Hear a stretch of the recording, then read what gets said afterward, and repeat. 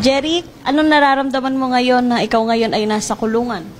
Sanay na po ako kahit saan po mapunta, kaya wala po, masaya lang. Sa tingin mo, bakit ka napunta dito sa kulungan? Yung kinasuhan po ko, di ba, ninakawan kami, tapos ang ginawa ko, sinundan ko sila, binasag ko yung bintana, kinasuhan ako.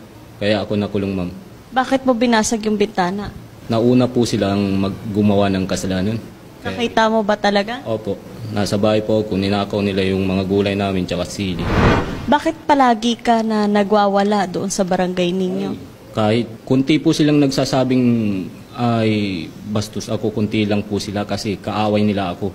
Kaya yun ang sinasabi nila. Ipagtanong ako doon, talagang mabait po ako. Kasi na-try na rin namin na maipagtanong-tanong doon kung ano yung klase na ugali meron ka or paano ka makitungo doon. Ikaw daw ay sakit sa ulo. Ano masasabi mo doon? Ang laging nakakausap nyo po ay mga kaaway ko. Kunti lang po, wala po silang 20. Kasi naiinggit po sila sa akin. Nagme-merienda po big time ang tawag nila sa akin. Ano sa tingin mo yung kinaiinggitan nila sa iyo?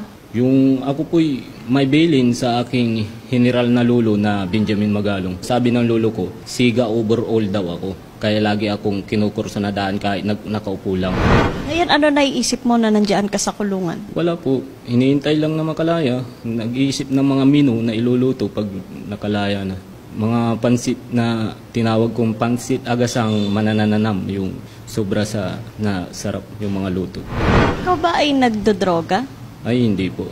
Yung may maintenance lang po na gamot. Kasi PWD na rin ako. Paano mo nasabing PWD ka? Ano ang sakit mo? In-apply ako ng tita kong wardina na Soriano.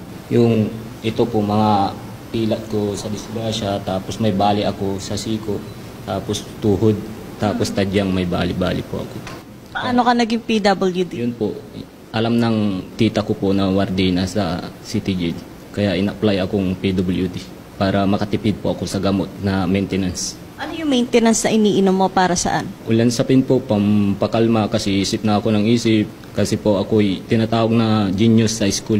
Nag-iisip po ako ng mga kanta dahil sa Biblia po may awit po. Kaya nag-aawit ako lagi na mag-isa. Anong grade ba ang tinapos mo? Natapos ko po ang kolehiyo. Teacher po, maestro. Kung teacher ka, bakit nag-aamok-amok ka sa barangay ninyo at wala kang trabaho? Yung nagtatrabaho po ako sa pabrika po sa Bataan. Nakalib po ako. Pero bakit pati yung pamilya mo tinatakwil ka na? Ay, hindi ko po yung pamilya. Yung kanayon lang namin yun. Kaya mali po yung salita nilang pamilya ko sila. Yun po. Pero paano yan? May mga ebidensya na may hawak ka ng itak? Wala. Kahit tanungin nyo yung intel na nanghuli sa akin, tito ko yun, inabot sa kanya yung itak. Maraming nakakita kung, siyempre, hahabulin ko ng itak. Siyempre, may tendency na mapatay ko sila. Ang hina nilang tumakbo, mabilis po ako, athletic. Medalist po ako, mabilis ko po silang mapapatay. Walang namatay.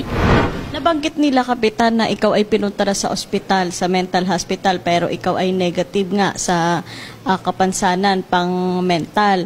Ngayon, ginagamit mo na lang ba ito para makatakas diyan sa mga kasalanan na ginawa mo para hindi ka makulong? Ay, ang ano ko po, sinasabi ko sa attorney ko, wala po akong sakit, healthy po ako sa pag-iisip. Kasi in-examine po ako sa psychiatrist kasi may utak talaga ako, yung tinatawag akong henyo sa school. Kasi nakakapag-talking kaagad ako, pag may tanong sa akin, nakasasagot ko kaagad. Kaya napapansin ng tatay ko, kinakausap ko yung sarili ko, kasi desisyon ko yun sa sarili ko para umasinso sa buhay, yung nagmamatimati. Bakit so, sa tingin mo hindi kasalanan yung ginawa mo pag-aamok, paghahabol ng itak at meron ka na ring nasaksak doon sa barangay ninyo? Hindi po ako nag-amok. Yung lagi akong kursunada, kaya magbayaw yun. Laging kursunada ako. Kaya pinitik ko ng kutsilyo para tumigil na. Yun ang ginawa ko. Hindi po ako nag-amok. Sa tingin mo tama yun? Tama po, pagganti. Kasi sila'y makasalanan. Kung hindi tayo gaganti ng mga mabait, ay lugi na tayo sa mga makasalanan. Siyempre, gawan ka, bugbugin ka, saksakin ka, hindi mo gantian, patay ka na, nasa langit ka na. Kawawa ka naman, kawawa yung pamilya mo, hindi mo na makikita halos-halos everyday. Pero ikaw yun nanaksak? Opo, kasi kursunada ako lagi. Hindi po ako lagi yung nag-uumpisa, biktima lang po ako. Gumanti lang po ako. Anong lahi mo? Yung Pinoy po, tapos all abroad. All abroad, tapos may dugong Pinoy. Yung kada bansa po. May lahi ka? Opo. All Mother Earth ang tawag. All Mother Earth. Pwede po pa-explain sa amin? Lahat ng bansa ay may kanayon po ako. Oh. Yun ang dugo ko. Tapos Pinoy pa. dati sinuntok ako ng tatay ko nung bata ako kasi akala niya matanda na ako. Yung sa lolo ko na Bongbong Marcos na presidente natin sa Pilipinas, lagi po akong ginaganito ng mga kaway ko, binibiktima ako. Yung tignan nyo lang po ang buhay ko na lagi akong kinukursunada. Yun lang po lolo ko na Bongbong Marcos. Hindi ko What is your message right now to King Charles? Hi to you. I don't know your name and family, but Queen Elizabeth now because I'm always in prison. They always doing me in prison, in prison. So I don't know you, but I glad to meet you in personal, Mr. Prince Charles. That's all this, ma'am.